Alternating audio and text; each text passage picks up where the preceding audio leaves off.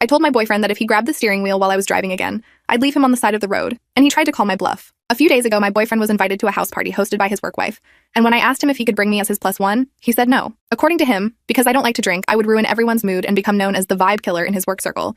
So him not letting me go was actually doing me a favor. Well, I got a call from him about 6 hours later. He was completely hammered and begging me to come pick him up. It was 3 a.m. and his call had just woken me up. So I groggily asked him where his money, that I gave him, for the taxi went. Well, it turns out that Tina, his work wife, was hungry, so they went out to a nearby pizza place and he bought her food. He didn't just buy her food either. He bought her an extra large pizza, 3 sides, dessert, and drink. I was absolutely baffled, but decided that him getting home safely was more important. And so I hopped in the car and made the 45-minute drive over to Tina's place. I finally got there and called my boyfriend, but he didn't answer. It took 7 phone calls for him to respond, and when he got in my car, he said he was sorry, but Tina needed help finding a necklace she had lost. I told him whatever and just started driving, but as soon as I did, he started screaming at me. That party was so lit. Tina is so funny, you should have seen her impression of you. He then started laughing and in his fit of laughter grabbed the steering wheel for the first time. I was sleepy and annoyed and not in the mood, so I quickly jerked him off and pulled over. I straight up told him that I am not in the mood for this crap right now, and that if he tries to grab the steering wheel again, I will dump him on the side of the road and he can walk back to Tina's house. He just laughed at me saying, "Tina said all you do is talk. That's why your mouth is so big, haha. You won't do that, you love me too much." I ended up starting the car again, but I wasn't even 2 minutes into driving until he grabbed the steering wheel. This time though, he didn't just grab it. He grabbed it and swerved it. The car ended up skidding right, crashing into a curb and heading into a huge bush. I panicked and started screaming, and only when the car was in the bush did my boyfriend let go of the wheel. He was laughing his butt off, mocking me. "Don't do it again, don't do it again, ooh, see, this is why you're no fun." Thankfully, the car was okay besides a few scratches on the hood, and I managed to reverse out of the bush. I told him to get out because I was driving home alone, and he just looked at me like I was joking. But I wasn't. I told him in full seriousness that either he gets out or our relationship is over. He proceeded to blame me for not getting the joke, and told me he was not getting out of this car unless I made him. I didn't know what to do, so I decided to bait him into getting out of the car by telling him I could feel a flat tire. I asked him kindly to get a spare tire from my trunk so I could change it, and I persuaded him by offering a BJ if he got out and got it for me. Well, as soon as he got out of the car, I pressed on the brakes and drove off. I made it home 30 minutes later and I just cried for the rest of the night. My boyfriend actually showed up at the front door 8 hours later, damp and covered in mud. He said he didn't remember anything that happened, and asked me why my car was so scratched up. I'm not sure if I should forgive him. My boyfriend kept asking me questions about what happened the previous night. He was sitting at my kitchen table, still in his dirty clothes from walking home. I told him everything. About picking him up from Tina's house, him grabbing the steering wheel twice, and the car crashing into the bush. His face changed as I explained, and I could tell he was starting to remember. He got really quiet for a minute, then suddenly slammed his hand on the table. He said I was completely wrong to leave him on the side of the road in the middle of the night. He kept going on about how dangerous it was and how anything could have happened to him. I reminded him that he was the one who put us both in danger by grabbing the steering wheel while I was driving,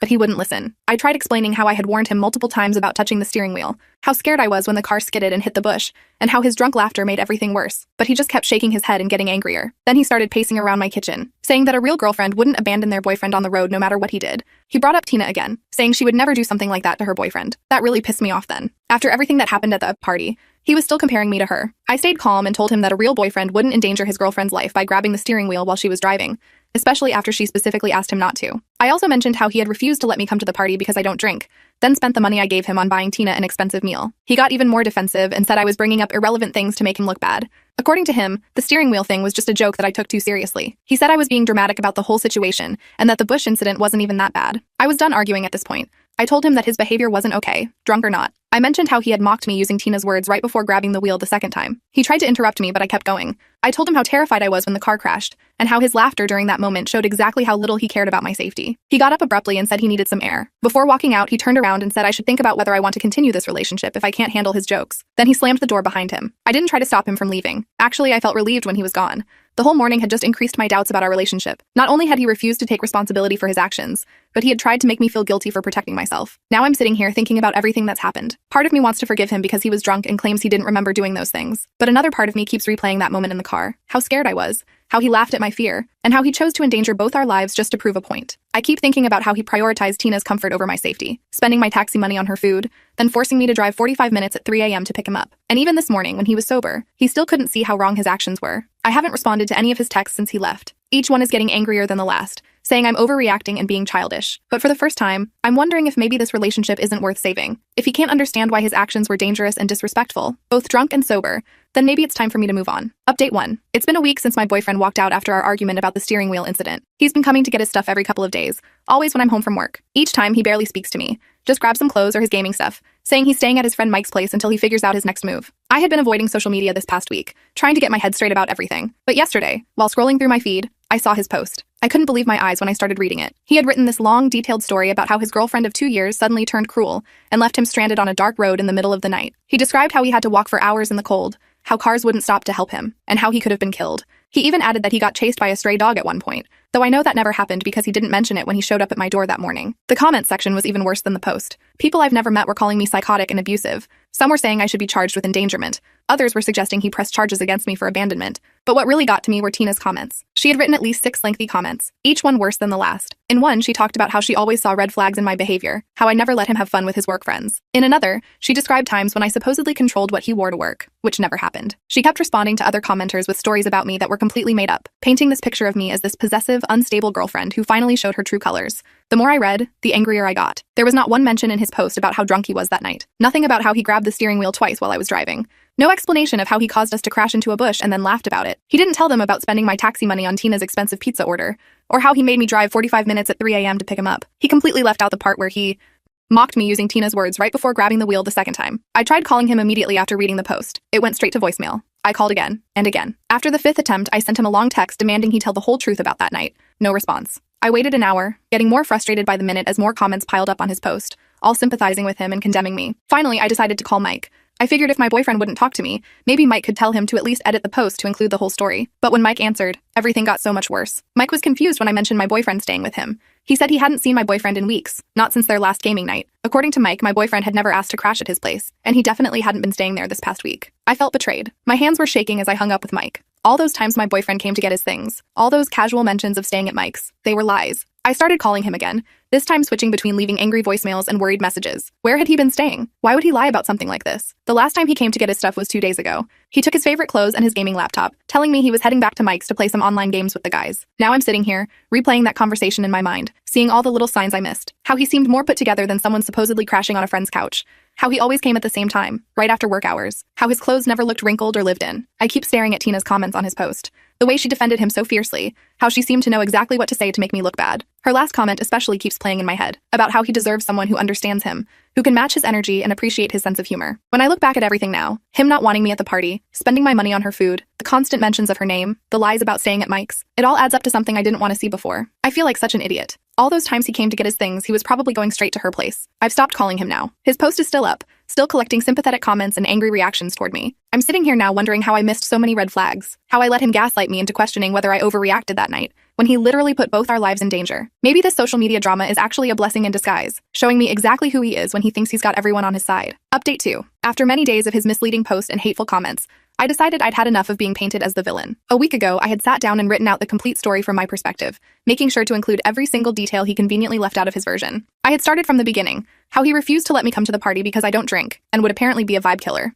I described how he spent my taxi money buying Tina an extravagant meal, an extra-large pizza, multiple sides, dessert, and drinks. I explained about the 45-minute drive at 3 a.m. to pick him up, and how he made me wait while he helped Tina look for a supposedly lost necklace. Then I got to the crucial parts he'd omitted, how drunk he was, how he mocked me using Tina's words about my mouth being too big, and most importantly, how he grabbed the steering wheel not once but twice. I detailed the crash into the bush, his laughter while I was terrified, and how he treated the whole thing like a joke. I made sure to explain that I only left him after he put both our lives in danger, and refused to get out of the car willingly. Finally, I added the recent revelation about his lies regarding staying at Mike's place this past week. I ended the post asking if anyone else would have reacted differently in my situation. The responses started flooding in. People began sharing my post and going back to his original post to call him out. Many pointed out how manipulative it was to leave out the drunk driving and steering wheel incidents. Some shared their own experiences with drunk partners putting them in danger, telling me I did the right thing by protecting myself. The tide really turned when people started questioning Tina's multiple comments on his post. They called her out for making up stories about me being controlling, especially after I mentioned I wasn't even allowed to attend the party. Several commenters suggested their relationship seemed suspiciously close for just work friends. Last night, I was reading through the responses when my phone rang. My boyfriend's name flashed on the screen.